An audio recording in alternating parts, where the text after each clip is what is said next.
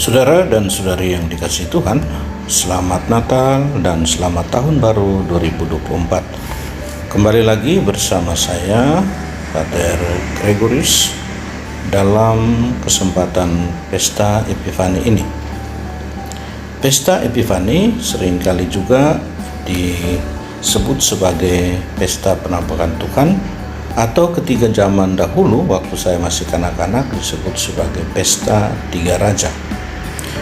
Kata Epifani sendiri berasal dari kata Yunani yang berarti manifestasi atau penampakan. Nah, dalam bahasa Yunani yang lebih kuno sering disebut juga sebagai Theophany, penampakan Tuhan. Bagi kita orang-orang Katolik Roma, kita merayakannya pada tanggal 6 Januari atau 12 hari setelah Hari Raya Natal yang juga mengakhiri masa Natal itu. Tetapi bagi saudara-saudara kita dari Gereja Timur, mereka pada awal mulanya merayakan Natal itu pada tanggal 6 Januari itu. Nah, dalam masa Epifani ini kita bisa merenungkan dua hal. Yang pertama adalah Tuhan yang berkenan menampakkan kemuliaannya pada manusia. Lalu yang kedua adalah bagaimana manusia menanggapi kemuliaan Tuhan itu yang dilambangkan oleh 3 orang Majus dari timur itu. Kita cukup familiar dengan 3 orang Majus dari timur itu. Mereka adalah Melkior, Baltasar, dan Gaspar. Mungkin beberapa orang dari kita juga menggunakan nama-nama mereka ini sebagai nama kita dan nama pelindung, nama baptis mungkin. 3 raja ini datang dari timur untuk menjumpai bayi Yesus setelah mereka mendapat petunjuk dari bintang. Dan mereka datang bukan dengan tangan kosong, tetapi mereka datang dengan membawa persembahan. Ada 3 hadiah yang mereka bawa, yaitu emas, kemenyan, dan mur. 3 persembahan ini sebenarnya adalah simbol yang mau mengungkapkan tentang misi Yesus dan karya penyelamatan Yesus di dunia ini. Yang pertama, emas. Emas kita tahu adalah logam yang sangat berharga. Zaman sekarang juga orang membeli emas untuk simpan, untuk menabung. Emas ini melambangkan pribadi Yesus Kristus yang sangat berharga yang Ia berikan kepada kita sebagai hadiah yang sangat mahal dari Allah bagi kita manusia. Jadi sesuatu yang sangat berharga, yaitu Yesus Kristus sendiri yang diberikan Allah kepada kita manusia. Yang kedua adalah kemenyan.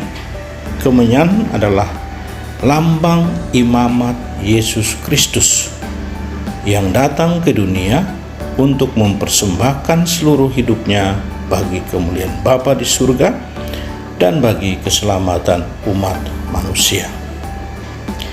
Lalu yang ketiga adalah mur.